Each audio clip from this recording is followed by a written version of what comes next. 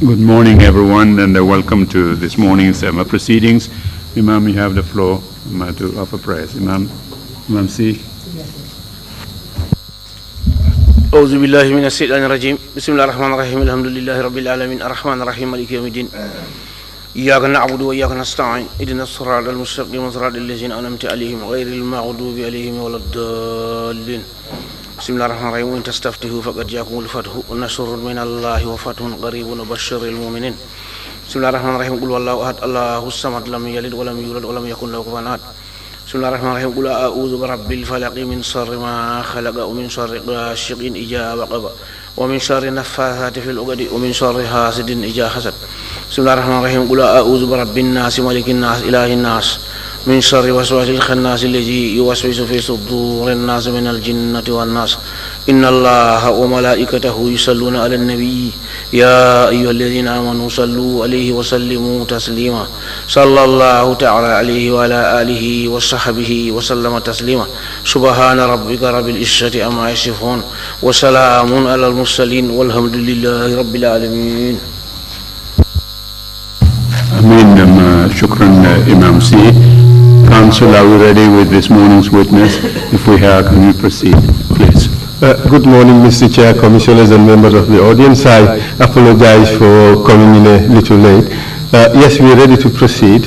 We were just sorting out certain procedural issues to have the witness sign his statement because we may have to tender that at some stage.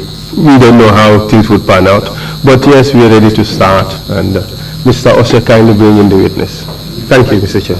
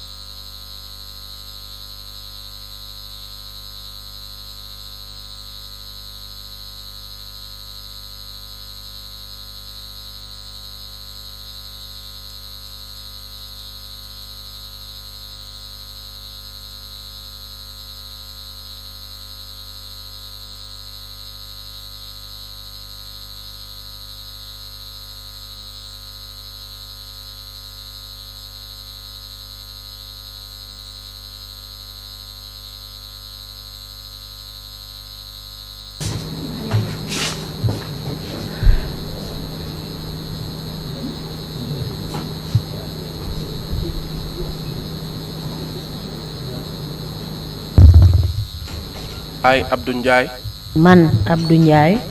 Man, Abdou Njie. Do swear that. Mange waat ne. I'll speak the truth. Dina wax dëgga. The whole truth. Dëgga yépp laay wax. And nothing but the truth. Duma fi wax leneen lu nekkul dëgga. So help me God. Kon Yàlla dimbale ma.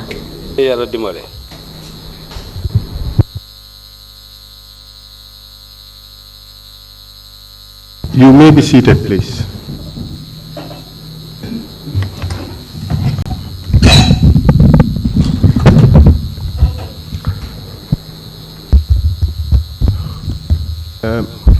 May I inform the interpreters that they should turn off their microphones whenever I'm speaking, because once 3 microphones are on, the volume goes down drastically.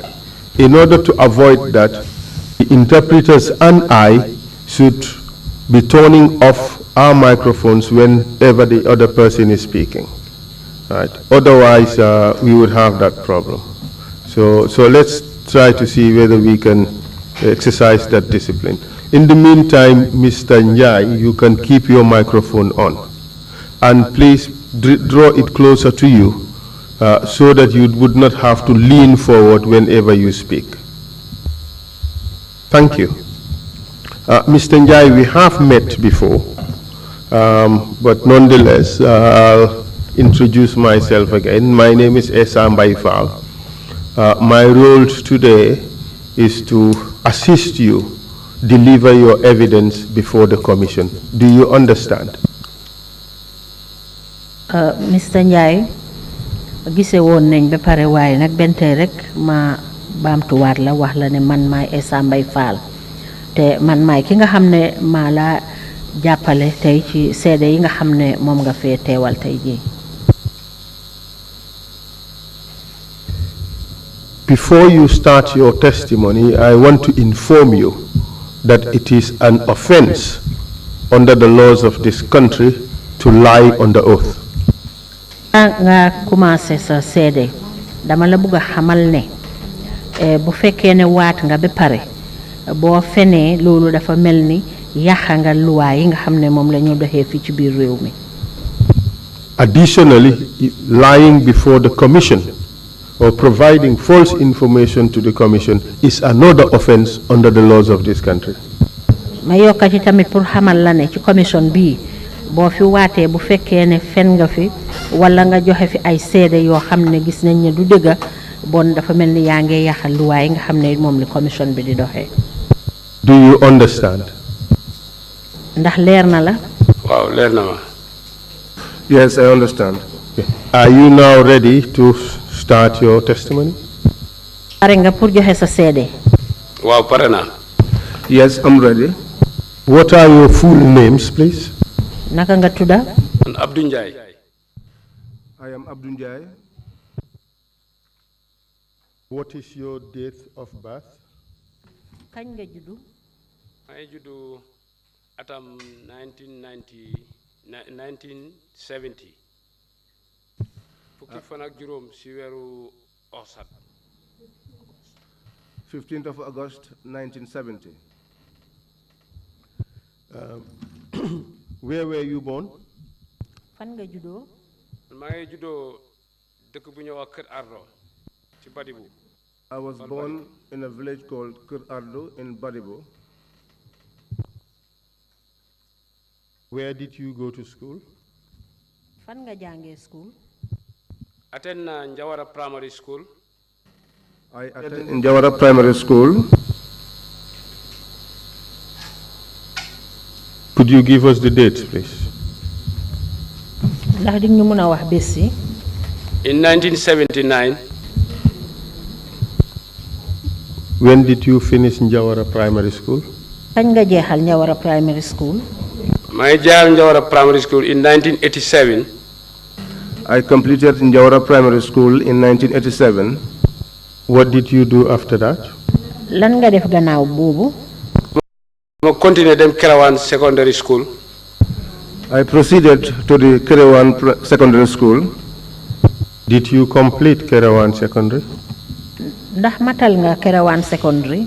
waaw foofu de amoon na tekk ñaari at yoo xam ne dew ma woon school jiwoo suma baay waxtu amu doon ku ko nekkal si kër gi mu wax ma bàyyi school léegi ma déggoon ndigalam ma toog ñaari at mu seetaat ba mu yàgg mu ne ma léegi mun ngaa delluwaat school léegi bi ma ñëwee pour ma demaat form 1 gars yi dañ ma tëbal yóbbu ma form 2 continuer. I had some obstacles, and because my father at the time did not have someone to stay in the house for him, so he withdrew me from school, and I stayed at home for 2 years. But after some time, he took me back to school, but instead of going to Form 1, I was moved to Form 2. Did you eventually complete Kerewan Secondary? Gannaaw boobu nag jeexal nga Kerewan Secondary? waaw continue naa ba ma jeexal Kerewan Secondary.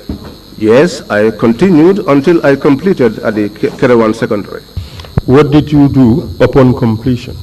Bi nga jeexalee Kerewan Secondary lan nga def? ma jeexalee Kerewan Secondary dama toog si kër gi doon déglu sélection army bi maa ngi jeexal 1990 ma toog si kër gi 1 year less than 1 year ma dégg ne gars yi army bi ñu ngay jël soldat si laa dugg soldat bi 91. I completed in 1990, and I was at home, and less than a year, I heard that a military selection was being called. So I went in and I joined in 1991. When you joined in the army, are you known by another name apart from Abdou Njie? ba nga duggee ci army bi ndax xamee nañ la beneen tur bu uute ak Abdou Njie. waaw giri gi yàgg na boobu nickname la man Abdou Njie laa tudd waaye time bu ma dem school suma primary school time boobu dama dee daw suma teacher si ñoo ma jox nickname boobu giri waaye man suma tur si basang bi Abdou Njie la. My name is Abdou Njie, but the name Giri was with me for a long time. I was an athlete, and when I was going to school, it was my teachers who gave me the name Giri. And some people call you Gray. am na ñoo xam ne tamit dañ laa ooyee Gray du noonu. waaw am na ñoo xam ne Giri lañ maa ooyee xamuñ suma fu ma cosaanoo loolu moo tax ñu ma ooyee Giri dañ dégg Giri bi waaye xamuñ lu waral Giri bi. Some people call me Gray, yes, but because they don't know about my history, and that's why they call me the name Gray.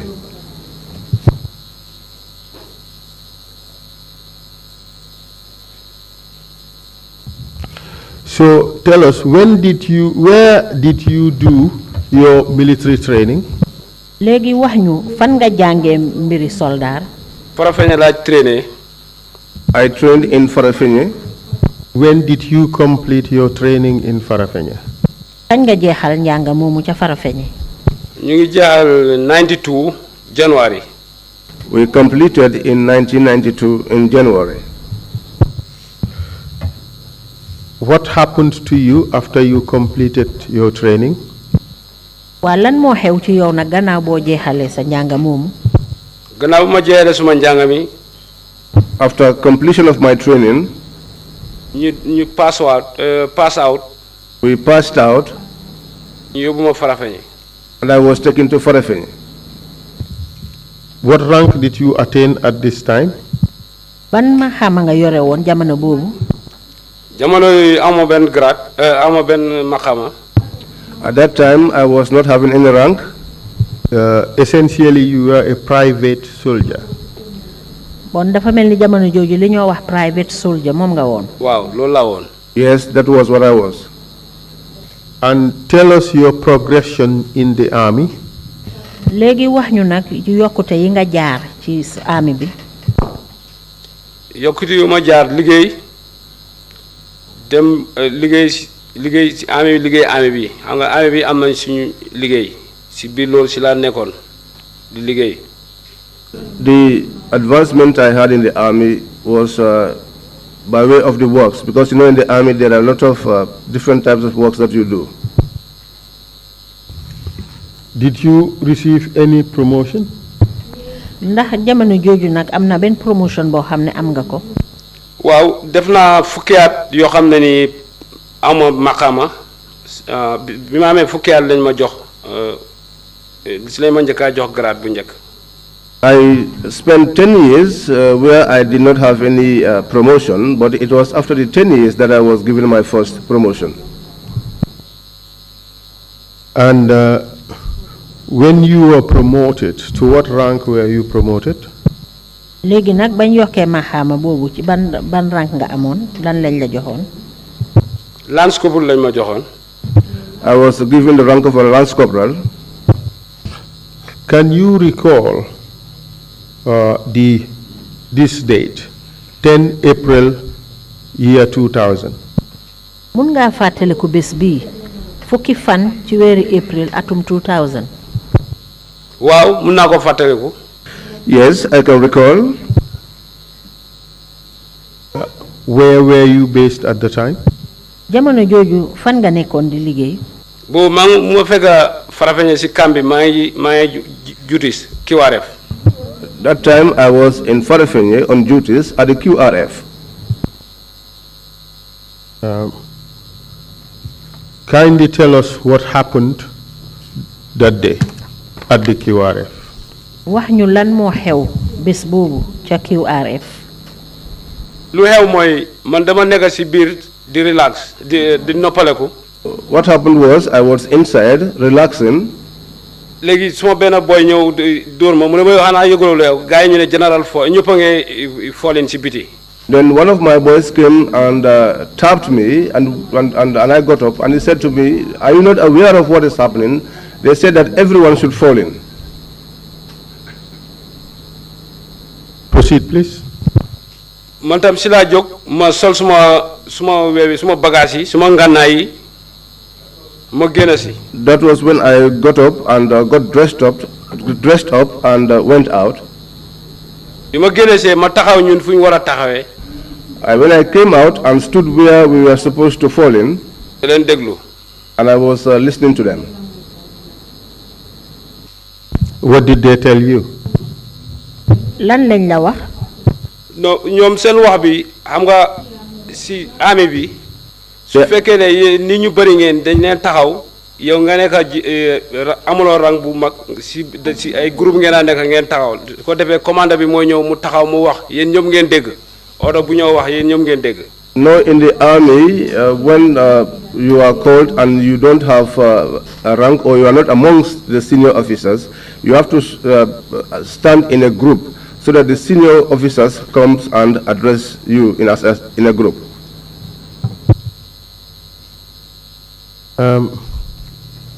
Who was the commander that came to address you?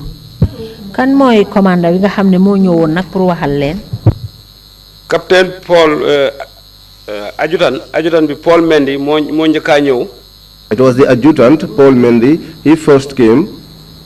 Mu hand over parade bi Captain Keita. And he handed over the parade to Captain Keita. Captain Keita mu jox ñu moo ñu wax briefing bi mu ne Makati gars yi dañ wax ne dañoo strike. So it was Captain Keita who briefed us and told us that there was a strike about to happen in Makati. Si jamono yu nekk nii sax Serekunda ñoom ñu ngi si kawam. And that at the particular moment he was speaking, there was a demonstration ongoing in Serekunda. So fu nekk nii dinaa yónnee foofu platoon ñu dem Makati léegi. So he said he was going to send a platoon to Makati immediately. Fekka ñun xam nga soo nekkee justice ku nekk dañ laa issue life round. At the time, as we were on duty, each one of us were issued with a life round. Léegi mu wax gars yi pour ñu indi blanco bal yu nga xam ne du dee rey daf dee tiital. Then he asked them to bring in the blanks. These are the bullets that does not kill, just to frighten. How many soldiers were gathered there at that time? yéen ñaata soldaar yéen a daje woon foofu jamono boobu. ñun bëri woon nañ de. We were many. How many soldiers were issued with ammunition you called blancos? ñaata soldaar lañ joxoon bal yooyu nga wax blancos mooy bal yi nga wax ne du reye dafay tiitale rek. mboolem képp koo xam ne ni taxawoon nga si parade bi foofu joxoon nañ la blanco. Each of us that was standing at that parade was issued with blanks. How many blanks were they issued with individually? ñaata blanco lañ joxoon kenn ku ci nekk. joxe woon nañ happy ñaari magazine. They gave almost 2 magazines. And how many bullets will that amount to? te loolu ci ñaata bal la war a toll. loolu dafa war a toll si juróom benn fukki bal. magazine bu ne fanweeri bal la yóbbu. That would be almost 60 bullets because each magazine contained 30 bullets. Apart from the blancos, did you possess any other bullets at that time? gannaaw bal yooyu nga wax blanco ndax amoon ngeen yeneen bal ci jamono boobu. waaw si jamono boobu dafa fekkoon ñu ngi juutis. Yes, at that time we were on duties. fekk ñu ngi amee suñ bali yu nga xam ne nii moom lañ yaaka moom la ñoo use. And we had bullets which we had to use. And soo nekkee juutis yu nga war a use yooyu moom lañ jëloon. The bullets that you used while you were on duties, those were the ones that we had.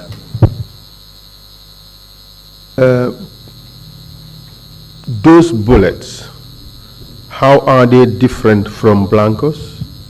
bal yooyu naka la uute ak blanco bi. bal yooyu dañoo rey. Those bullets, they kill. So those were live bullets, live ammunition. bon yooyu bal la yoo xam ne bal yuy reye la. waaw. Yes. How many of those bullets did you have? ñaata ci bal yooyu moom nga amee woon. man amee woon naa ñeenti magasin. I had 4 magazines.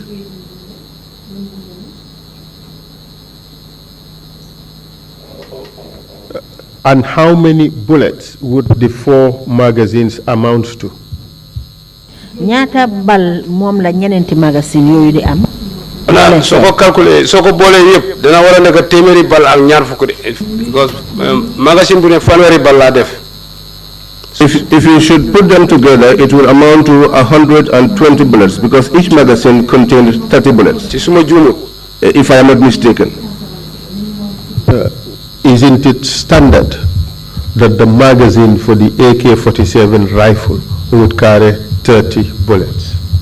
xanaa yëpp nuroowut ne daal magasin yi nga war a def ci feteli AK-7 bi dafa war a am fanweeri bal. waaw magasin bi loolu la wàccee magasin bi fanweeri bu la neexee nga def juróom bu la neexee waaye lu ko feesal daal mooy fanweeri bal. Yes, the magazine by the construction of its construction carries 30 bullets. But if you wish, you could put 5, but the maximum capacity is 30. Let's focus on this particular occasion. The magazines that you had, how many bullets did each of them contain? léegi nañ jublu ci bés bi ñoo waxtaanee nii magasin yi nga xam ne yooyu ngeen amee woon ñaata bal ñoo ci nekkoon. loolu laa wax nii ñeenti magasin bu ne fanweeri bal. This is what I am saying. There were 4 magazines and each of them contained 30 bullets. loolu yëpp soo ko boolee ñaata la war a nekk. All of those, if you put them together, how many will they be? Well, I should be asking the questions and not answering them. So you do the maths and then you tell us what the answer is. waa léegi man maa war a laajte waruma tontu léegi kay yow compter rek ñeneenti magasin yi bu nekkee ne benn bu nekk fanweer la mbooleen seen ñaata la war a nekk. dafa war a nekk téeméer ak ñaar fukk. It should be 120. Thank you very much for saving the lawyer from that mathematics. All right.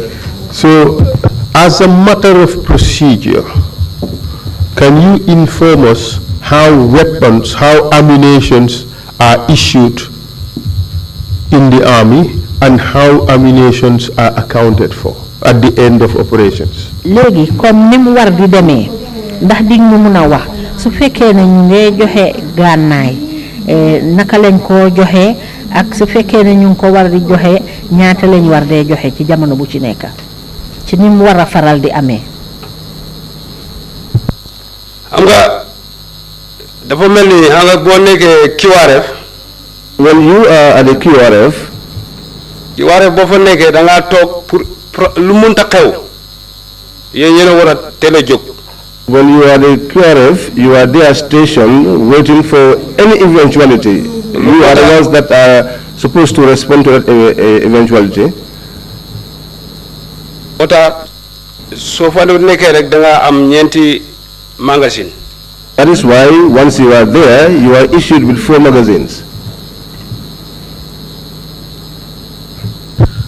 After you finish duties at QRF, what would you do with the bullets that you were issued with and the gun you were issued with? Bo wàccee duty foofu ca QRF lan nga dee def ak bal yiñ la jox ak fetel yi nga xam ne moom lañ la jox jamono ji nga nekk duty. Yooyu soo paree da nga ko delloo si armory bi. Those, when you are finished, you return them back to the armory. And how do you return them to the armory? Is there a process or a procedure? Naka ngeen ko dee dellooyee ci armory bi dafa am yoon boo xam ne moo ngeen ngee jaar jamono bu ci nekk boo leen koo delloo. Waaw nit ku si nekk. Yes, each one of us. am nga sa fetal bi am nga fetal boo xam ne yow soo war a nekk duties. You have your weapons, which if you are on duties, nga dem nga sign. that is the one you sign for. soo jeexalee duties bi tam. After completion of your duties, nga dem nga delloo ko. you return it back. Yes. How about the ammunition? ya ak bali yëpp. Plus the ammunition. How are the ammunition accounted for? How are the bullets accounted for? bal yi nga xam ne moom lañ la jox boo ko dellooyee naka lañ ko dee compter naka la ñoo xamee bal yi niñ toll. waaw dafa des si juti ku nekk foofu si amora bi. It is left on the armorer on duty. am na si ñoo xam ne ni soo demee. There are those that when you go back, dañoo yulli magasin bu ne. they will check every magazine da seet na am na bal yu manqué mu déet. to verify whether there are some missing bullets or not. after ñu delloowaat ko fa. After that, they return it back. am na si ñoo xam ne su ñëwee. There are others who would. magasin bi dafa am pax boo xam ne nii. There is a hole in the magazine which, soo ko seetee di nga xam ne magasin bi fees na. when you look through, you could be able to tell whether the magazine is still full. su feesut tam dana ko wane ne magasin bi feesut. If the magazine too is not full, it should be able to show. waaw su boobaa moom dina xam ne kii indi na lu mu fi jëloon yëpp. If that happens, then the person will be able to know that this particular officer brought everything or all the bullets that were issued to him. waaw nga sign in. And then you sign in. So essentially you are telling us that every single bullet that has been issued to the soldier has to be accounted for at the end of that soldier's duty, correct? bon dafa mel ni bépp bal boo xam ne jox nañ ko soldaar bi bu fekkee ne mu ngi koo jël bon bu dellu si waatee dañu war a xamaat ne bal yiñ ko joxoon moo fa nekk wala am na lu ci manqué. waaw loolu la de foofu dañ ko seetaat bu mu réeree am nga problème. Yes, that is it. They will check it again, and if there is any missing bullet, you will have a problem. And you would have to sign papers showing that you have returned all the bullets you have taken. te dafa am kayit boo xam ne danga ko war a sign pour wane ne bal yi nga génne woon yépp delloo si nga ko waat. waaw. Yes, indeed. And you've just told the commission that if there are any missing bullets, the soldier responsible will be in trouble. te wax nga fii ci commission bi ne bépp bal bu xam ne manqué na ci yi nga yóbbu woon bon borom dina nekk ci problème. waaw dëgg la. Yes, it's true. Now let's talk about when the soldier is deployed to military operations. léegi nañu wax nag jamono ji nga xamee ne soldaar wi ebal nañ ko nag pour mu def ay yëngu yoo xam ne daf koo def ci wàlli liggéeyam. After an operation and the soldiers return to barracks, are they supposed to go through the same system of accounting for the bullets that they were given? léegi maanaam bu fekkee ne ebal nañ la nga dem defee li ñoo wax opération ndax boo dellu si waatee comme niñ ko daan defee jamono bu ci nekk rek ndax noonu lañ koo defee waat dañoo gis ne bépp bal boo yóbbu woon dinañ ko compter seet la na ci manqué. waaw noonu la amul waaw foo mënta dem kay boo ñëwee foog ñu seetaan ndax manqué na wala manqué wut. Yes, that is it. Wherever you went to and returned, they have to verify to ensure that the bullets are intact or there is something missing. And this even includes operations such as insurgencies where soldiers may have fired their weapons. léegi dafa mel ni bokk na ci tamit sax jamono joo xamee ne ebal nañ ay soldaar pour ñu dem songi bu loolu xewee tam boobu tamit buñ dellu si waatee dañ ko war a compter waat. bal yiñ sox yi yëpp dañ ko war a compter waat dañ war a compter waat bal yi yëpp seet ndax am na luñ ci soxee ak luñ ci soxiwul. waaw dëgg la. Yes, it's si true. responsibility commanda bi la ku nga àndal si opération bu ngeen dem. Yes, that is the responsibility of the commander that you went with in the course of that operation. Is this what you are taught in the army? This is the procedure you are taught in the army, correct? lii moom lañ leen jàngal ci soldaar bi nii mooy yoon yi nga xam ne fa ngeen war a jaar ñu jàngal leen ko ci soldaar bi. waaw loolu la ñuy jàngal. Yes, that is what we are taught. And this is the procedure that you always follow, correct? te lii yoon yi moom ngeen dee toppa saa yu nekk du noonu. waaw. Yes. On this day, April 10th, 2000, you were briefed by Captain Keita. You were issued with blankos. You were ready for deployment. How many of you possessed live ammunition? bés bii ñoo wax nii Keita captain Keita moom mooy ki nga xam ne moo leen dajale woon pour xamal leen li ngeen war a def ndax yéen ñi nga xam ne yéen a fa nekkoon yéen ci yéen ñaata nit lañ fa jox bal yoo xam ne bal yuy reye la. foofu ñun ñëpp a amee live round ak blanco. There, all of us had live rounds as well as blanks.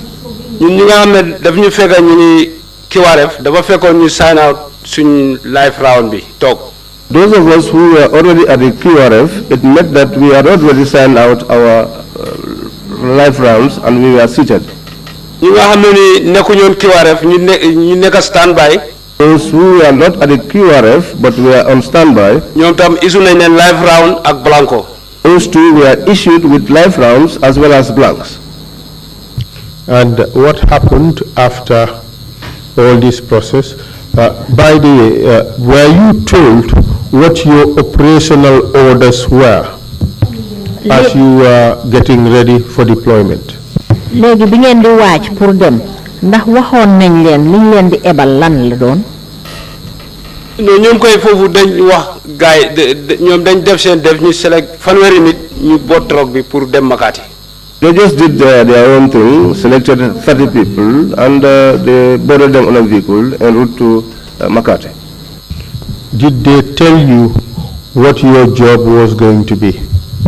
wax nañ la boo leen demee Makati seen liggéey foofa lan la war a doon. waaw bu nekk soo xale yi. To make sure that the students, yàq bu ñoo wax ne ñu ngi ko def Serekunda buñ nangu mu am fii. to prevent the sort of destruction that was carried out by the students in Serekunda from happening in Makati. Did they read out to you the rules of engagement? And by rules of engagement, I mean those laws or rules that would govern your action, what you can do under what circumstances and what you cannot do. ndax bi ngeen di waaj noonu jàngal nañ leen sarta yi ak yoon yi nga xam ne ci ngeen war a sukkandiku jamono bi ngeen di dem pour def liggéey boobu ñu leen santa. waaw jàng boobu yàgg na loolu si training bi lañ la ko jàngal. That parce que fu mu nekk ni xam nga problème bi am na waxtu boobu jàngale xaju fa góor li la doon jàngal nañ la ko. That training happened while you were at the training school. But at that particular moment, there was no time for such.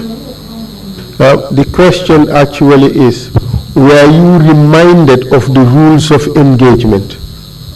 Were you told what you can do under certain circumstances and what you cannot do? waa li ma laajte foofu mooy ndax fàttali nañ leen boo leen demee foofa lan ngeen war a def ak lan ngeen warut a def. waaw. Yes.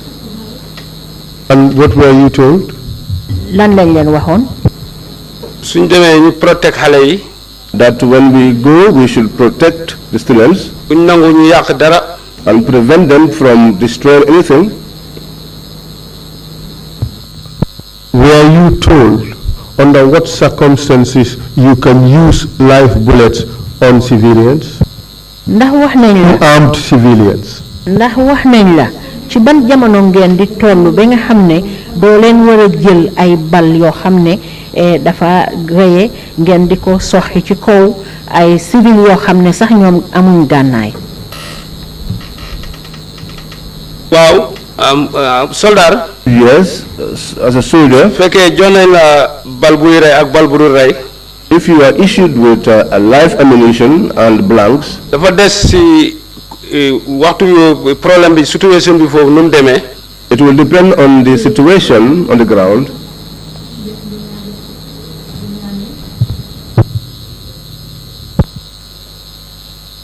I didn't quite get the answer correctly, completely.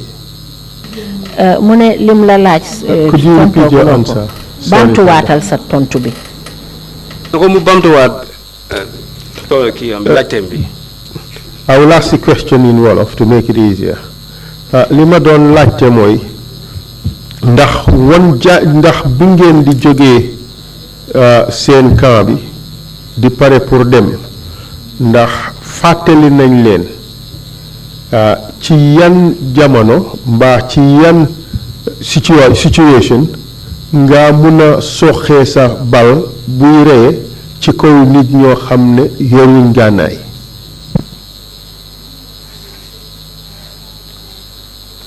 waaw xam nga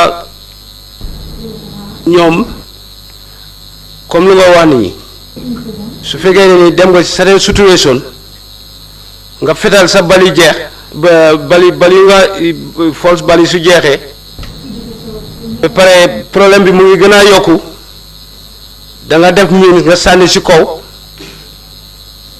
ba yàlla musal la because Mr. Njie, remember you were told that lying before the commission is an offense. I just want to remind you of that. Mr. Njie, fàttalekul ne fen fii ci kanam commission bi loolu da nga yaxaluwaa. fàttali la ko rek nga xam ko. What were you told before you deploy on that day? lan lañ la wax balaa ngeen fee bàyyeekoo di dem foofu ci bés boobu noonu. lu ñuy wax mooy Makati gaay mi bëgg a demonstrate. What we were told is that a demonstration was about to take place in Makati. waaye bi ñu demee ba Brikama Ba. But when we got to Brikama Ba, dañu stop. we were stopped. Station officer bu nekk Brikama Ba moo break truck bi. The station officer at Brikama Ba stopped our truck. ma gis mo driver bi park. I saw the driver park. Guy wàcci. So people alighted. men yaa ngi si biir truck bi. The men were on the truck. léegi couple bi wàcci ñu wàccee couple Camara. So couple Camara alighted. ñu wàccee ma man tam man suma bopp. I too was asked to alight. Lamine Camara. Lamine Camara too. Aliou Kambi. Aliou Kambi. ak PJ Mendy. And PJ Mendy. ñun lay wàccee foofu. We were the ones who alighted there. And what were you told you were going to do there? bañ leen fa wàccee lan lañ leen wax ne moom ngeen faa defi. couple mu dugga station officer bi si biir station bi. The corporal and the station officer got into the station. Guy nekk for sometimes. They were there for some time. couple bi génn si. And then the couple came out. mu ne ma all guy. And then he said to me, call the others. léegi ma all guy ñu taxaw si buntu station bi. So I called the others and we stood at the front of the station door. mu ne guy ñu ne students yi ñu ne dañoo rey principal bi. They said that it was said that the students said they were going to kill the school principal. toj station bi. And that they were going to set the station ablaze. ak gamtel bi. Plus the gamtel. And as a result of that, was any decision taken with regards to your deployment? ci kaw loolu nag ndax am na benn tëralin nangutoo boo xam ne def ngeen ko fa ci seen wàlli liggéey boobu ngeen war a defi. waaw bi loolu amee. Yes, after that the corporal said that we should go si alkalo bi. to the alcalo ñu yëgal ko. and inform him lu xale yi wax ne loolu lañ bëgg a def. what the students said that they were going to carry out. su ko defee. So that moom si boppam su mënta dem. so that he himself, if he could not go, ñun su suñ bopp. we ourselves, dañuy wër dëkk bi ñu yëgal leen ne. we will go around the village and inform them that jàmm ak salaam moo ñu tax a ñëw fii. our mission is one of peace. ñoom li ñu wax ne loolu la ñoo def. And what they said that they were going to do, ku nekk na nga waxal sa doom ñu bàyyi ko. let each parent speak to his or her child so that they will not do what they want to do. And what happened to the other people who were on board the vehicle? waa léegi ñeneen ñi nga xam ne ñoo nekkoon ci biir moto bi nag ñoom nuñ mujjee. ñooñu dañ continuer dem Makati ñoom dañu wàccee rek ñoom ñu dem. Those ones continued to Makati. We just disembarked and they continued. From what you have said, it appears that 5 soldiers were dropped off at Birkamaba. Is that right? ci yow ni nga ko waxee dafa mel ni juróomi soldaar ñoom lañ wàccee Birkamaba noonu la. waaw ñun juróom lañ fa wàccee. Yes, the 5 of us were the ones that were dropped there. And those 5 who were dropped there, who was in charge of them? léegi juróom ñooñu nga xam ne ñoom lañ fa wàccee kan moo leen jiite woon. Couple Lamin Camara. It was Corporal Lamin Kamara. And who was next in command? kan moo toppoon ci moom. Man mi Lance Corporal Abdou Njie. Myself, Lance Corporal Abdou Njie.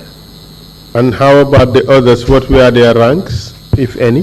ñeneen ñi ci toppoon bu fekkee ne ñoom amoon nañ rank ban rank lañ nekkoon. te ñooñu amuñu woon benn rang.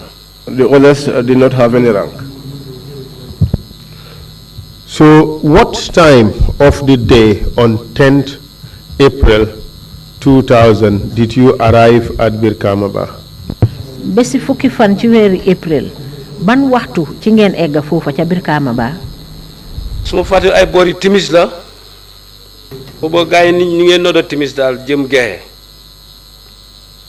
If I don't forget, this would be after 7 in the evening when they were calling for the evening prayers. So after you received information that the school principal was to be attacked by the students, and you decided that you should go to the alcalde to talk to him, what did you do? léegi bi ngeen jotee xibaar gi bi ñu leen xamalee ne xale yi school yi student yi dañ fas yéene dem songi ki nga xam ne mooy principal bi léegi nag ba ngeen jotee xibaar bi lan ngeen def. waaw demoon nañ si alcalde bi. Yes, we went to the alcalde. ñu won ko na ko ñëw nañ. And we told him that we have come. bi ñu àggee couple bi moom moo doon wax moom xam nga man dégguma soose bu baax noonu. When we arrived, it was a corporal who was speaking to him because you know I don't speak Mandinka very well. mu waxee moom ba pare. So after he spoke to him, mu wax ñu ne fu nekk nii da ngeen a dem round. he said to us, now you should go around. ñu dem wër dëkk bi. Go around the village. mënuñoo noo jeexal dëkk bi waaye ëpp doole bi yëpp si guddi boobu wër nañ fa yëgal leen ne fi ne ñu gisee ñu waaye bu kenn tiit. We could not go around the entire village, but we covered a large percentage of it. And each time we meet with people, we reassure them that they should not fear anything. waaw ñu ngi leen doon wan ne ñun ñoom lañ fa nekkal. We were telling them that we were there for them. And what did you do for the rest of that night? léegi li des ci guddi gi nag lan ngeen def. waaw bi ñu wëree noonu ba pare dañ dellusiwaat si station bi. After going around the village, we returned back to the station. ñu def suñ normal duties. We did our normal duties. Which was? lan mooy woon normal duties yooyu nga wax. comme guddi bu kii eggee kii wàcc. Just like in the night, when one is on duty, the other one withdraws. And tell us what happened in the morning.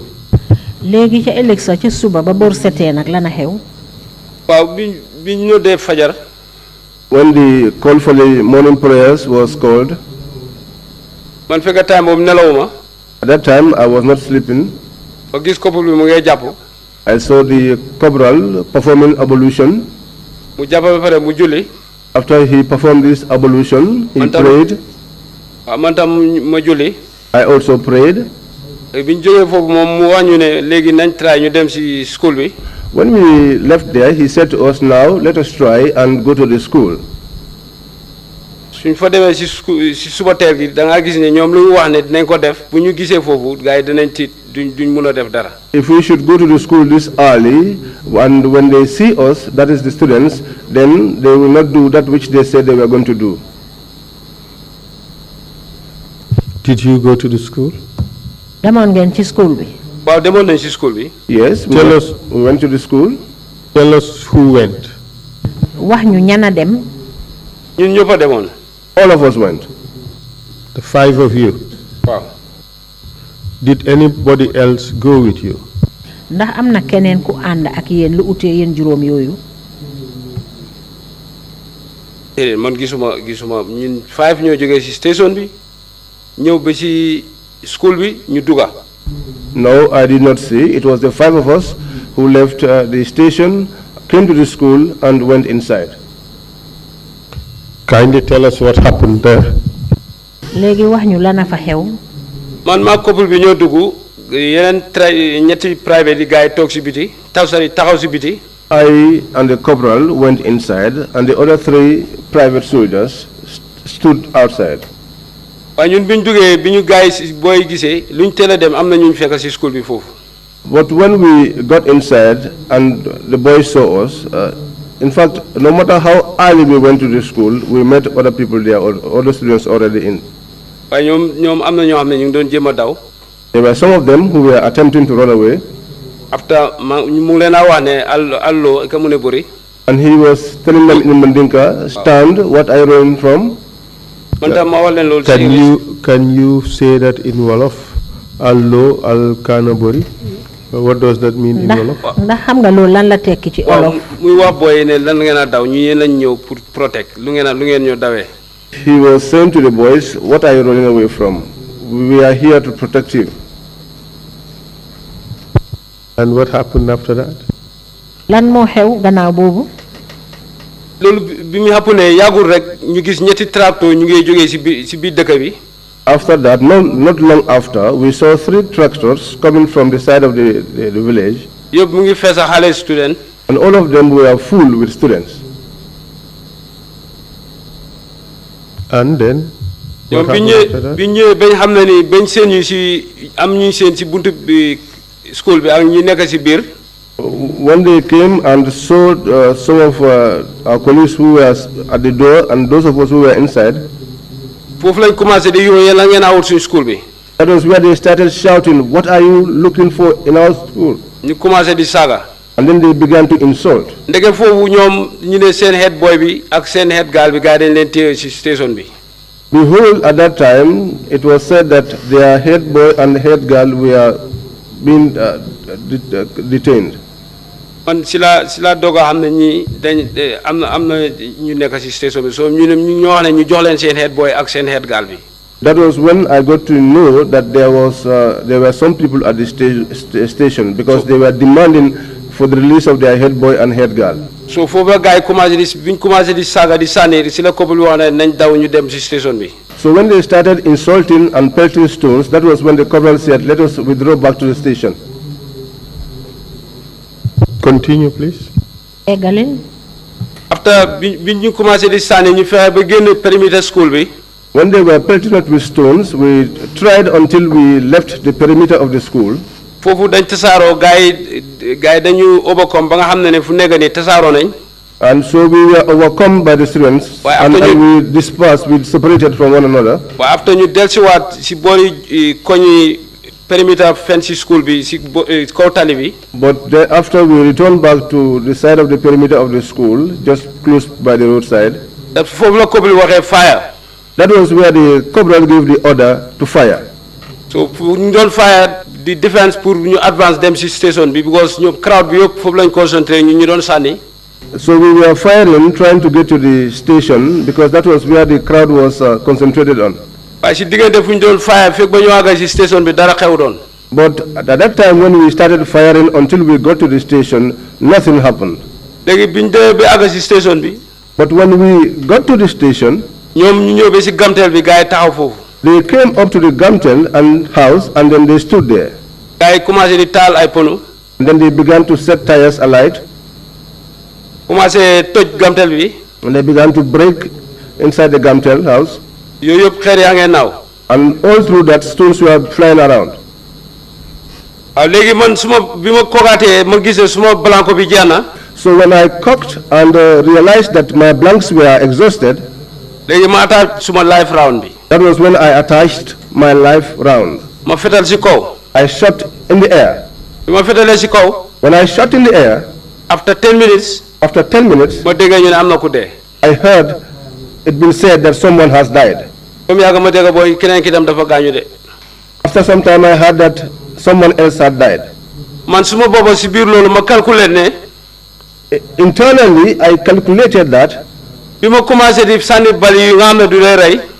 since I started shooting those blank rounds, dégguma dara. and I did not hear anything, léegi ma sànni bal yu rey. and now that I have fired live rounds, ma dégg na am na ku dee. and I heard that someone has died, kon ma xam ne kon man laal naa nit. then I know that I have touched someone. moo tax ma ne su fekkee ne fanweeri bal yooyu noonu sa bi ma ko sànnee ñu ne am na ku dee kon si ku dee man génnuma si ñu ko rey.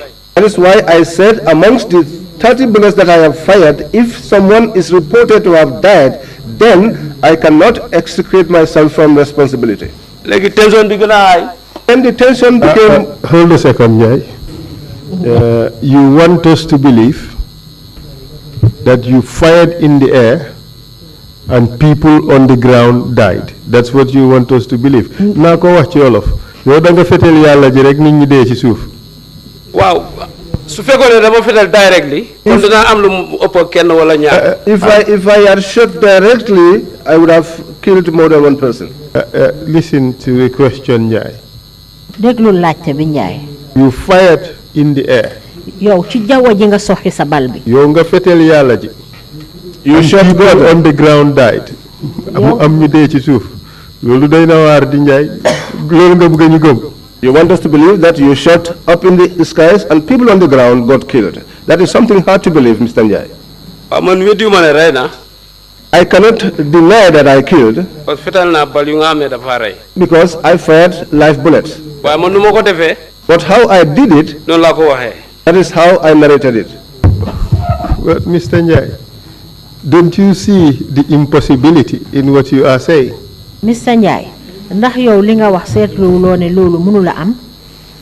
You fired in the sky, in the air, and people on the ground died. It's impossible. nga soxi bal ci jaww ji ñi ci suuf dee loolu mënta am di.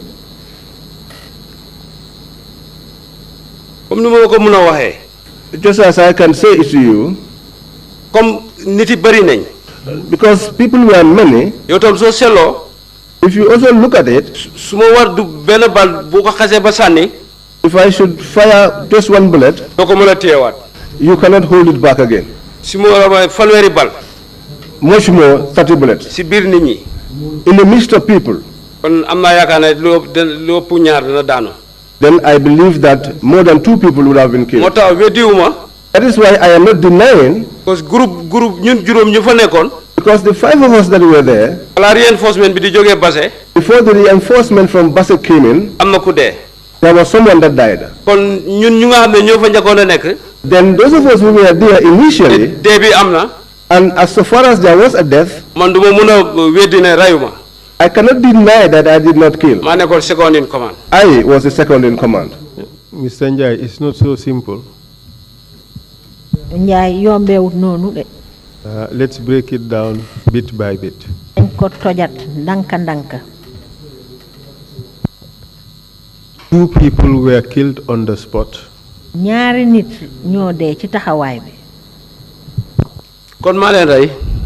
Then I killed them. nangu naa. I accept. nangu naa ne maa leen rey. I accept that I killed them. And the names are Usman Sabali and Seni Nyabali. te ñooñu ñu ngi tudda Ousmane Sabali ak Seni Ñaabali. waaw dëgg la. Yes, it's true. There were lots of other people who were shot amoon na nag ñeneen with a gun. amoon na ñeneen ñoo xam ne ñu ute ak ñaar ñi dee ñoo xam ne ñoom it bali fetel dal na leen fetel nañ leen. Ibrahima Seydi. Ibrahima Seydi. Kooku he was shot in the stomach. moom ci biir lañ ko fetel. And Mr. Njie, it's not possible to shoot in the air and it end up in a person's stomach. Mr. Njie nga soxi bal ci jaww ji du mun a dal ci biiri jàmbur. waaw loolu am nga tension bi bu affaire bu jaxasooyee. Yes, you know, when the situation got mixed up, man tam rafetut ma wax ne rey naa. for me, ne joxoñ naa leen. it's not also nice for me to say that I killed them, waaye rey naa. but I killed them. weddiwuma ne rey naa. I do not deny that I killed. You aimed at them, the crowd, and you fired at them, killing 2 people instantly and injuring 7 others. yow da nga joxoñ sa bal sa fetel bi ci mbooloo mi ca mbooloo moom nga joxoñ sa fetel yi soxi ko rey nga fa ñaari nit gaañ nga fa yeneen juróom-ñaar. waaw dëgg la. Yes, it's true. So it's not that you just fired in the air and people died. You aimed at them, fired your weapon at them, and that was the consequences. 2 died instantly and 7 injured. You agree? dëgg la. It's true. How many live rounds did you fire? ñaata bali fetel yuy reyee ñoom nga soxi. maa ngi dégg ñuy wax ne man fanweeri bal ak benn la soqi. I heard it been said that I shot 31 bullets, ba man lu ma soqi ëpp na fanweeri bal ak benn.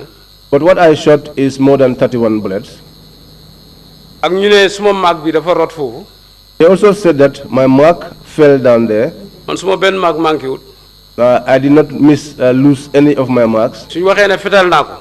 If they said that I fired the mag, dinaa nangu ne waaw man maa ko fetal. I will accept that I fired. moom mu nga xam ne moo nekk suma commanda. The one that was my commander, mu ne dafa denc balam yi. he said he hid his bullets. loolu amut. That did not happen. bi ñu sign out suñ bagage yi yëpp si armory bi. When we signed out our materials from our weapons from the armory, amuñ fenn fu ñu ko war a delloo fu mooy ak si armory bi. there is no other place where those materials should be returned to except the armory. moo tax soo nekkee commanda. That is why if you are a commander, ak lu munta xew. despite the situation, bul fexe nga dugal sa xale yi. don't try to put your juniors into trouble. man mu nekk twice ñaareelam. Me, that was his 2IC. bi loolu amee. After that happened, man moom si boppam wax naa ko ne am na ku dee. I told him personally that there was someone that died, ak am na ñu gaañu tam. and there were others that got injured. waaye man gisuma leen. But I did not see them. so su loolu amee kun ñun génnuñ si ñu rey ñooñu. So if that happens, then we did not extricate ourselves from the killing of those people. Yes. Mr. Njie, you know that it was wrong to have aimed your live round at these children and fired at them. Mr. Njie, xam nga ne warul de nga jël sa ay bali fetel yoo xam ne dafa reye nga jël ko joxoñ ko ay xaleel ba pare soxi bali seen kaw. loolu man sama bopp xam naa ne warul. waaye dafa boo tolloo diggante. Man, personally, I know that that is not right. Because biñ jamee suma ñaari boy. But if you get into a situation when 2 of my colleagues were shot, were hit. Suma beneen boy bi PJ. My other boy, PJ. kooku suma wet lañ ko jam si bopp. He was shot on the head. gaa yi ngee taal punu yi Stoned on the head. He was stoned on the head. gaa yi ngee taal punu yi si àll si kaw yoon bi. And they were setting car tires on the highway ablaze. man tam ñàkk naa pexe. I did not have any means at the time. suma kaw lañ dal man beb nañ ma bebaat ma. Because the stones were hitting me. Excuse me, let's take that again. Could you say that in simpler Wolof for the interpreter? Beb. lan mooy beb soo ne beb mooy lan dañ la jam ay. beb mooy. suñ la betee si ruq. ruq boo xam ne ñu ngi la fa bëgg a rey. He's been cornered. Cornered, yes, and they were attempting to kill him. So foofu si la sànni bal yooyu. That was where I fired those shots. pour ñoom tam ñu ragal. So that they too will be scared. Mr. Njie. Mr. Njie. Be truthful. waxal dëgg. wax dëgg loolu laa wax. It's the truth I speak. man maa fetal. I fired. You were never cornered anywhere. Beppuñ la ci benn boor. si boori gamteel bunti gamteel bi la problème bi happen si area boobu la gars yi sànni si la fayet. It's by the door to the Gamtel, that was where this problem took place, and that was where I fired. nekku ne dañ ma corner nëbboo ma de. It's not that I was cornered. bon man tam dama doon nëbbatu xeer yu ñëwee ñëw maa ngi laqatu. xeer yaa ngee ñëw ni maa ngi laqatu. Because I was also trying to take cover. As the stones were coming, I was also trying to take cover. We accept stones were coming, but you were never cornered anywhere. nangu nañ ne xeer yaa ngi doon jolombaay de waaye yow beppuñ la ci benn boor. waxuma bépp comme ça bépp bu nga si kona yi de. I'm not talking about. mooy xeer yi si boppam ñoo ma siil. I'm not talking about being cornered in a corner as such, but I'm talking about stones sealing me. Have you been hit, Mr. Njie? am na benn xeer bu la dal. man benn xeer laaluma. No stone touched me. You see, if the stones were being rained at you, right, and you feel so cornered that you'd have to use your gun, at least you'd be hit by one stone. Gis nga nag bu fekkoon ne yow xeer yi ñu ngi doon jolombaayu ci sa kaw ba tax ba nga beebu lool ba xat ni ko toon foog mu am nag xeer bu la dal. xeer yooyu su ma daloon du baax si man. If those stones had touched me, it wouldn't have been good for me. kon nit ñi dañ bari woon. Because the people were many. juróomi téeméeri nit mu ngi xeex juróomi nit. 5,500 people were fighting against 5 individuals. You were not hit by any stone, Mr. Njie? yow benn xeer dalut la Mr. Njie. Correct? du dëgg. Yes. You were not apprehended by anybody? kenn jàpput la itamit. kenn jàppuma. No one apprehended me. You were not kept in a room or in a corner? dugaluñ la ci benn néeg wala ci benn ruxa. dugaluñ ma fenn waaye ñu dañuy surround di sànni rek. They did not put me anywhere, but we were surrounded and stoned. You were not in any imminent danger?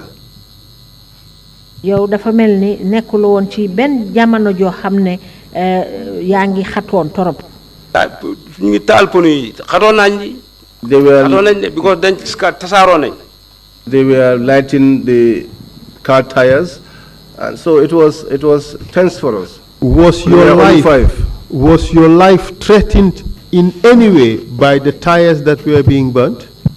yow tanki moto yooyu ñu doon lakka ndax loolu dafa am dara lu la tiital ci sa wàlli bakkan mi yow wala sowe sa bakkan.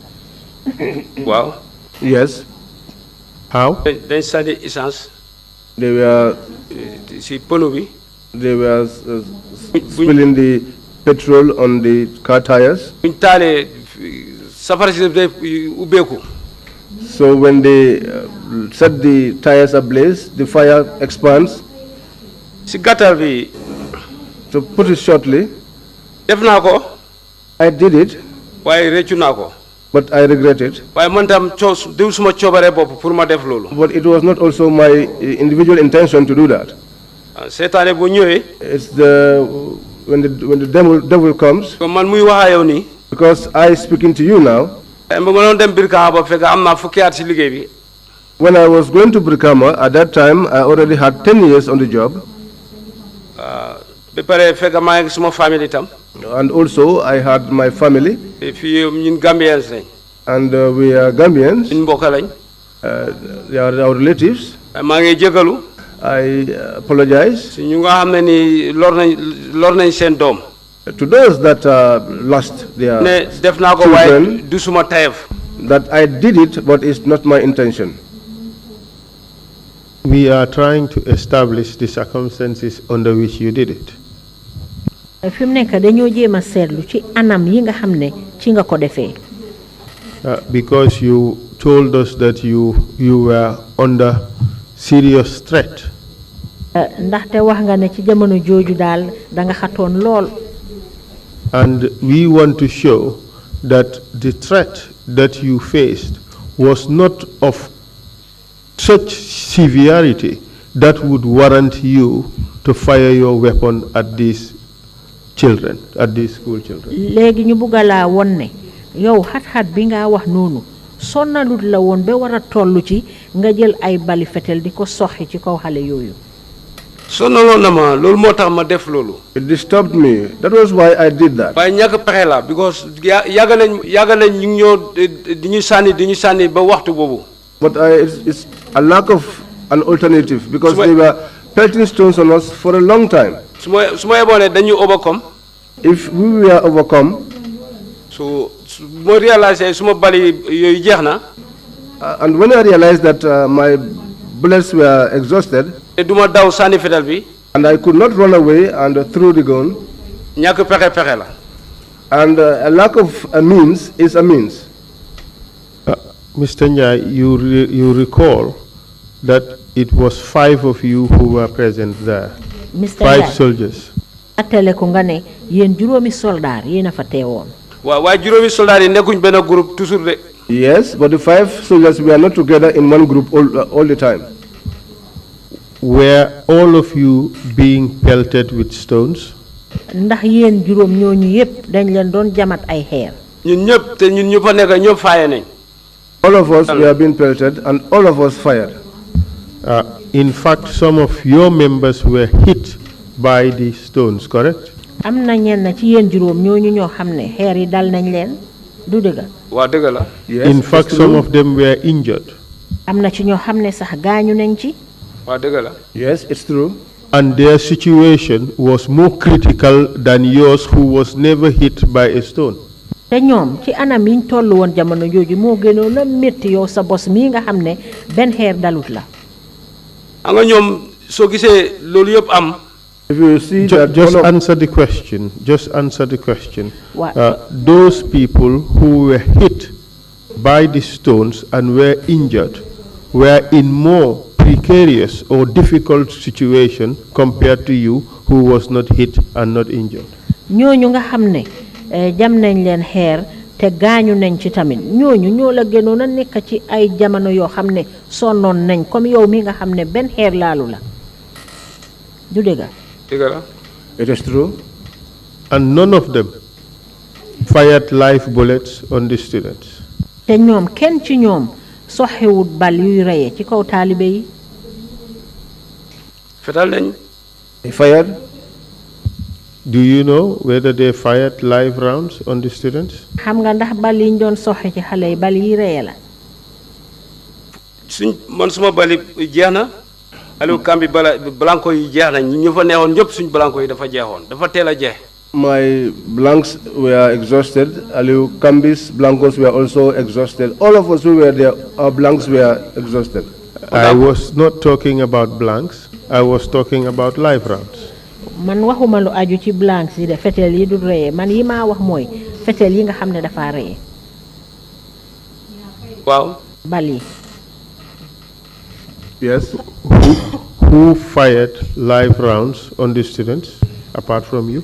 kan ci ñoom ku uute ak yow ñoom ñoo soxi bal yi reye ci kaw taalibe yi. man suma boppa laa xam. I know only of myself. So, do you see now the situation that it was only you who took it upon himself to fire live rounds on the students, even though your situation was less precarious than the others? bon nag bon gis nga ne yow ci sa boppa yow yaa ko jëlal sa boppa rek ci sa coobare boppa nga jël bal yooyu nga xam ne dafa reye soxi ko ci kaw xale yi fekk sax ne yow ci anam yi nga toll woon nekkutoon lu la sonal torop. sonoon naa time bu couple bi waxee ne sa bali jeex na fire. I was. moo xam na ne suma blanco yi jeex na. mu wax ne fire. I was tired. At the time when the corporal said to me, "Your blankets are fire. Your blanks are exhausted," I was tired.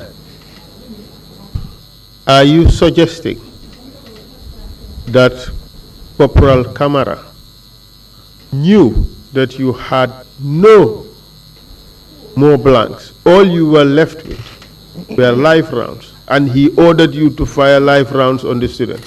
Is that what you're telling us? Léegi ndax dang ñu bëgg wax ne Corporal Camara moomu xamoon na ne yow bal yi ngeen wax blank boobu jeexoon na tak ci sa loxo xam na ne yi nga dese mooy rek yi nga xam ne boo ko soxee dafa rey nit ba pare moom mu ne la soxil bal yi ci seen kaw noonu la demee. waaw. Yes. Mr. Njie, I give you another chance. Lying before the commission is an offense. Mr. Njie maa la mayaat tuuti de fen fii ci kanami commission bi danga yàqal luwaa bi de. That was a lie, wasn't it? loolu du woon dëgga de du dëgga ndax dëgga la li nga wax dëgga la am fen la. dama mistake foofu. I made a mistake there.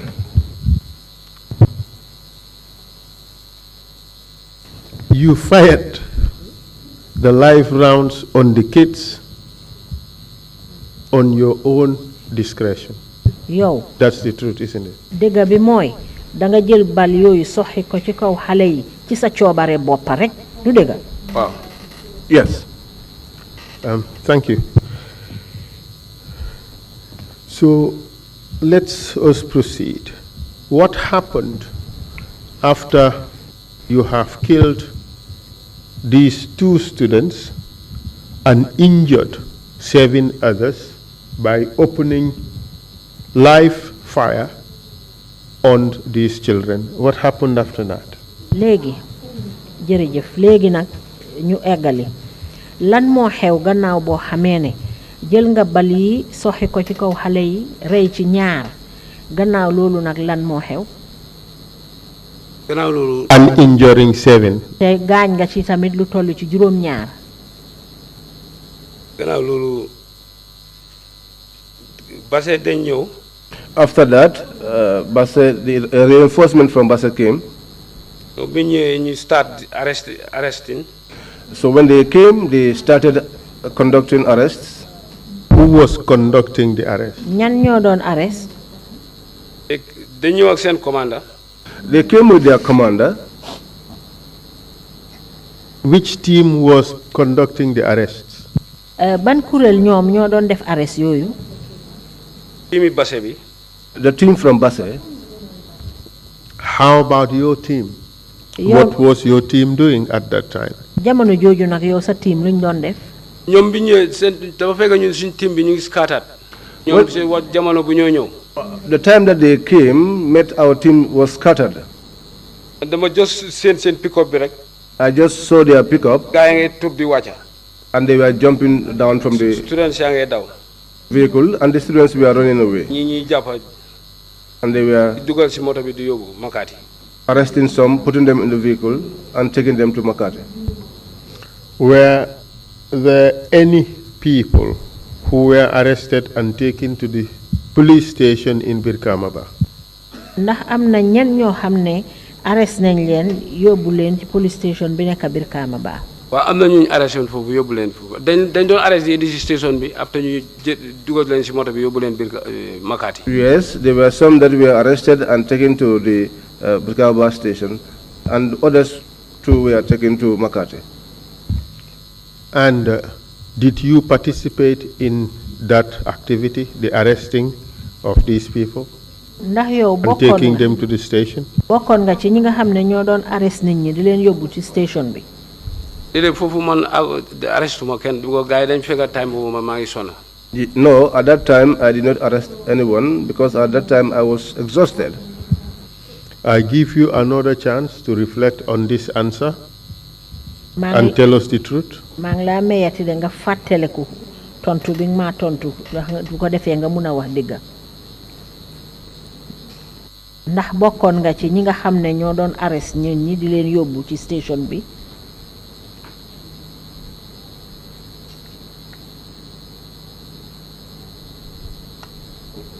Did you participate in arresting anybody? bokkuma si arresting boobu. I did not participate in that arrest.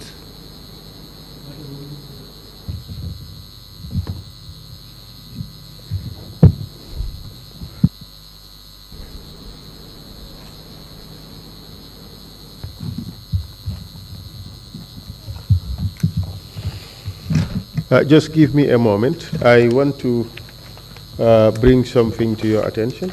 may ma tuuti rek dafa am lu ma la bëgg a xamal.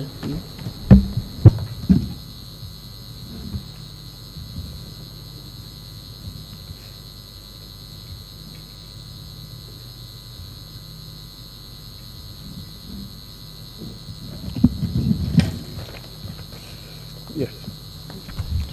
I want to read out a statement for you. dama la fi bëgg a jàngal dara fii. This is a statement from a witness who was arrested lii from his house, lii taken to Brikama bus station, where he was beaten, lii ay kàddu la yoo xam ne ki ko binda dañ ko jàpp yóbbu ko jëlee ko néegam yóbbu ko Brikama ba ca station ba te bañ ko fa yóbboo dañ ko fa dóor. and this is what he has to say, moom nag lii la wax and I quote, ma waxee ci kàddoom. "At around 5 a.m. in the morning, I heard a knock on my door. ci boori juróomi waxtu yi ci suba teel dama dégg kuy fëgg suma bunta bi. When I opened the door, I saw Fakeba and Njie, a soldier. Gary was armed with a rifle. ba ma ubbee bunta bi nag dama gis fa Keeba ak Jéeri Njaay boo xam ne soldaar la te moom nag mu ngi amee woon fetel. They arrested and escorted me to the police station. ci lañ ma jàppa dal di ma yóbbu ca police station ba. I met Hamadi Sow and Malik Jallo, our head boy and deputy head boy, respectively. ma fekk fa Hamadi Sow ak Malik Jallo di ki nga xam ne mooy suñ head boy bi mooy ki jiite taalibe yi ak ki nga xam ne moo toppa ci kawam. Are you suggesting this person is lying? He does not know who arrested him on that morning? ndax da nga bëgg a wax ne nag kii dafa fen xamut ñan ñoo ko arrest ci suba soosu. kii man arrest moo kenn. I man didn't- suba teel bu ñu jógee si school bi nañ dem. I did not arrest anyone. That early morning, when we got up, we went to the school. te bi ñu demee si school bi ñoom bi ñu ñëwee. When we got to the school and when they came, ñoom si la ñu attaque xeex bi commencé. that was when they attacked us and the stone started. man suma diggante yàlla laay wax. I am talking between me and God. lépp lu ma def. Everything that I have done, suñ ko waxee. if it is said, su fekkee noonu la. if it is that way, danaa wax ne man la. then I would say that it is me. su fekkoon ne maa dem arrest. If it were that I arrested them, loolu amul lu ma seen nëbba. there is nothing that I would be hiding there. waaye dama la wax ne man bokkuma si arrestin boobu. But I am telling you that I was not part of that arresting party. te ñun 7 o'clock around 7 8 si suba si lañ dem si school bi. And us, it was around 7 in the morning that we went to the school. Mr. Njie, remember you told us that you went at 6 earlier. Now you're saying 7, 8. 6, yeah, 6. Are you accepting that you did not go to the school at 7 or 8? You went at 6 a.m.? léegi da ngaa nangu nag ne ndaxte dang ñu fi njëkkoon a wax ne juróom-benni waxtu la léegi nga ne diggante juróom-ñaar juróom-ñetta. léegi nag ndax nangu nga ne juróom-benn la woon waaye du juróom-ñaar. juróom-benn waxtu si suba jëm juróom-ñaar after bi ñu jullee suba rek. It was 6 to 7 after we had our morning prayers. I want to read out something to you again. Or perhaps before that, did you participate in the beating of the students who were arrested and detained at the police station? bokk nga ci ñi nga xam ne ñoo doon dóor taalibe yi arresté woon yóbbu leen ci police station bi. waaw bokk naa. Yes, I participated. Do you know how many students or teachers were beaten at the station at that time? xamoon nga ñaata taalibe wala Or even civilians? ñaata jàngalekat wala sax ñoo xam ne civil lañ ñoo xam ne ñu ngi leen yóbbuwoon foofu ci station bi. waaw foofu dafa jaxasoo woon xale school yi ñu ngi fa woon ak civilian yi. There was a mix back there. There were students, there were also civilians. How many were beaten there? ñaata ci ñoom lañ doon dóor. gars yi bari nañ de am na ñu doon dóor waaw There were many. bari nañ There were many that were beaten. mbolem ku ñu indi fofu kay gaay do nañ Every person that was brought there was beaten.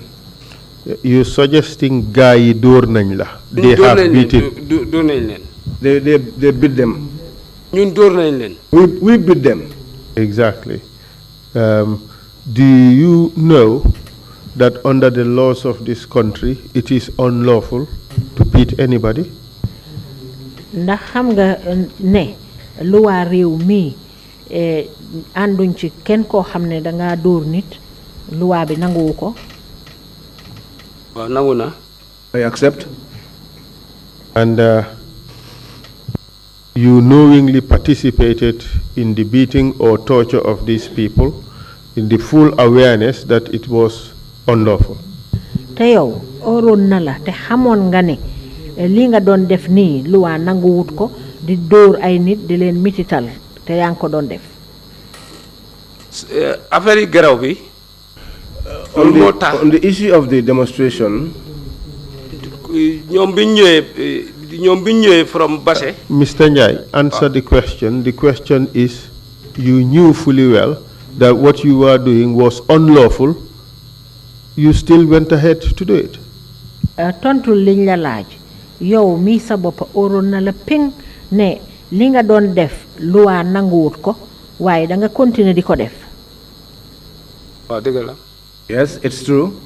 What do you have to say to the families of those you have killed in Birkamaba? léegi loo am pour wax ñi nga xam ne ñooy mbokki ñooñu nga xam ne rey nga leen ca Birkamaba. ñooñu xanaa maa ngi jégalu. Only to apologize to them. si kattane si yàlla. By the grace of God. sunna si Mohamed. ne def naa ko waaye nekku doon suma coobare bopp. That I did it, but it was not my intention. su fekkoon ne man dama parewoon a rey. If I was prepared to kill many. kon duñ fanaan foofu ba bër set. Then we wouldn't have spent the night there till the following morning. melentaan sax waruñ ko fa woon a rey. And even an ant we were not supposed to kill. waaye seytaane bu ñëwee.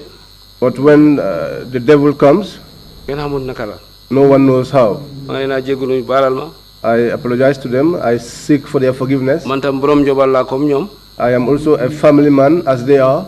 ku ko def suma njóobal du ma neex. And if anyone did that to my family, I would not like it. bakkan kenn mënu koo fay. And a life is something that no one can pay. waaye tam maa ngi leen a dénku loo xam ne nii. But I also want to give them this. su si boori commandé yi. On the side of the commanders, soo àndeeg sa xale. when you move with your juniors, lu nga def. whatever you do, wax ko. say it. loolu boo ko defee. If you do that, su boobaa. after that, soldat bu munta ñëw. whichever soldier that comes after, moom mu nekk commandant. and becomes a commander, dana mën a topp sa tànk yooyu. would be able to follow your footsteps. waaye nga nekk commandant. But you become a commander warewuloo wax dëgg. who is not prepared to speak the truth, di jéem a dugal say xale yi. and you try to implicate your juniors. boobu commandant yéen ñu si yàlla musal. Those type of commanders, may God prevent us from them. man de def naa ko de. I did it. waaye maa ngi ko yàgg naa ko di rëcc depuis bés bi problème bi xapu ne. But I have regretted it ever since it happened. bi ñu xamee ne nit dee na. When we realized that someone had died, ñoom ñëpp a génnee seen loxo. all of them removed themselves from the issue. kenn owoon ma digal ma. Nobody called me to advise me. moom si boppam oo nañ ko Banjul. He himself, he was called to Banjul. waxut ma dara. He did not say anything to me. Okay. buñ commencé di ma waxal. Go ahead, go ahead. oo nañ ko Banjul. They called him in Banjul. am naa yaakaar ne su fekkee ne ànd nañ ñu def opération. I had the belief that if we had gone together in an operation, lu nu mel su xewee. and if what happened should take place, te ma nekk ñaareelam. and I was his deputy, war naa maa yëgal. he should have informed me ne ma lii ak lii moo xew. that this and this is what happened. moom deful loolu. He did not do that. ñaareel bi man fu ma njëkk a ooyee. Mr. Njie, the question was what you have to say to the families of those who lost their loved ones. Mr. Njie liñ la laajoon mooy lan nga am pour wax ñi nga xam ne ñàkk nañ ci seen ay doom. I have heard you apologize to those families. dégg naa la nag yaa ngi jéggalu ci ñoom. Okay, now we have to move on to other aspects of your testimony. léegi nag ñu jàll ci beneen fànn. Perhaps, Mr. President, Mr. Chairman, this is a convenient time to take the usual break. léegi nag ñu noppale ko gum foog naa waxtu wi jot na. And when we resume, I would want to proceed with the witness maybe for another hour. buñ dellu si waatee nag ñu jekkali ak seede bi toll ci diiri benn waxtu. Thank you very much, Mr. Chair. Thank you, Council. We will take a 30-minute break and come back at 12 noon. Meeting is adjourned.